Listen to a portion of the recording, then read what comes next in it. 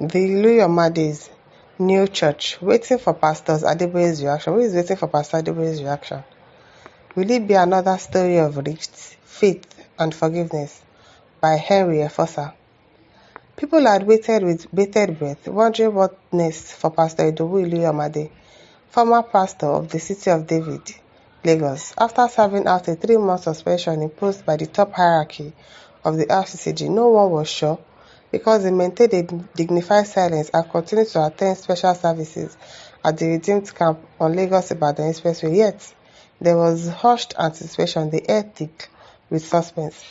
But all that ended on Sunday, January 19, 2025, as the man, fondly called Pastor ID, held the first service of his new church, known as Family Fellowship Church, FFC, at the Civic Center, Victoria Island, Lagos. The service attracted a vibrant and almost ecstatic furore. The news of the new church spread with the speed of sound, and the social media went both lyrical and hysterical. Some said at last the Iluyomades finally were settling down after a turbulent period that also undermined their momentous era in a Papa family and indeed their unquestionable impact on RCCG globally. Yet, some raised issues on why they started a new church. As a man named Festus wrote on Facebook, is church a business venture? Can't they start something else? What's your business? They say they are successful lawyers. Why can't they continue with their legal practice?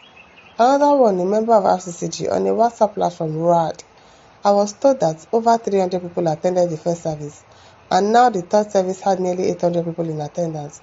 I heard they have even moved to a larger store. You will keep hearing on. And we are about to start services every Sunday. They have even been given a land in Eko Atlantic City, so very soon they will be competing with all our parishes in the island. Why would you say competing? Why would churches be competing with each other? Why? It is well.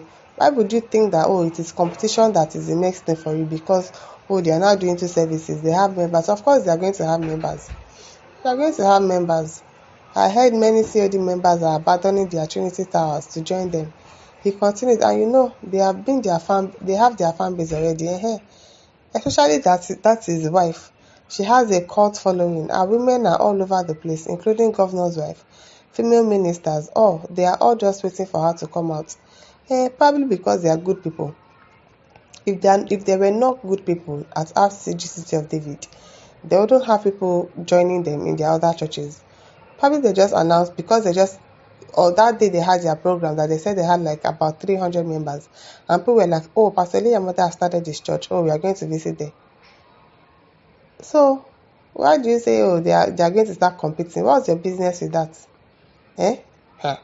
Now wow, this development don't look good at all. He lamented. Lamentation. Another lady, Bola, reacting on the same WhatsApp forum, wondered why RCCG allowed the issue to degenerate to the point that they had to start their own church. I think the GO that the Adeboye should have called them back after all the wahala and punishment because the man was still attending the church services after all that happened. Should anyone blame them for their decision? I don't know, she stated. Still, another lady, Adeboye, added that the GO is a good man and always forgives. It was just because there were too many distractions, gossips, media pressure. Some of those publications were even done by some envious members of the parish and Apapa family. Can you imagine? In the church of God, there is strife, there is anger, there is bitterness, there is envy, there is jealousy. So what are you preaching to your church members? What are you trying to preach to people that do not believe in God? People that believe that, Christians are just, they are deceiving themselves. There is no God anyway. What are you preaching to them? Envy? You are publicating things that are not true. GO is being pressured. Why are you pressured? You are supposed to go and hear from God. What does God say about this issue? What does God say about the matter? God, what should I do? Why bow to pressure? Because really, the matter is kind of dicey. It's really dicey. It's not as if they envisage for the man to die. They did not envisage it. And I'm sure they must have gone to pay their condolences. They've already planned the birthday. They've paid a whole lot of money. You just expect them to cancel it because somebody died. The world will move on. The world will not stop rotating. The clock will not stop rotating. It's not as if they are happy that, oh, the man died. They are not happy, and because of that, you bow to pressure. Oh, why did they do this? Why did they do that? You suspended them. You put somebody else in charge of the church. And then nothing was done. He went to create his own church. I don't know. I cannot judge on this matter because God has said we should not judge. Let them go and settle it in heaven. Whatever happens, God will be the judge. God understands the person that is right and the person that is wrong. He knows the person that is serving him. If he went to create church for business, it is between him and God. If it was God that actually told him to go and start his own church, it's between him and God. It's none of my business, please. Otherwise, that matter wouldn't have generated to that point. Look at where we are now. We lost one of our best leaders over an issue that we could have resolved. Anyways, I wish them the best of luck, she concluded. Having had a long relationship with COD and Apapa family before the coming of Pastor ID and his wife, Pastor Dr. Shiji Iluyomades, some of these comments left me with profound emotional heft, and so I decided to add my little perspective to this yet unfolding story. And the reason is that the history of Apapa family has shown in palpable terms that all these tales of disagreement, enmity, and conflict would inevitably cave into the weight of forgiveness, reconciliation, and restoration, and the Iluyomades case may not be different.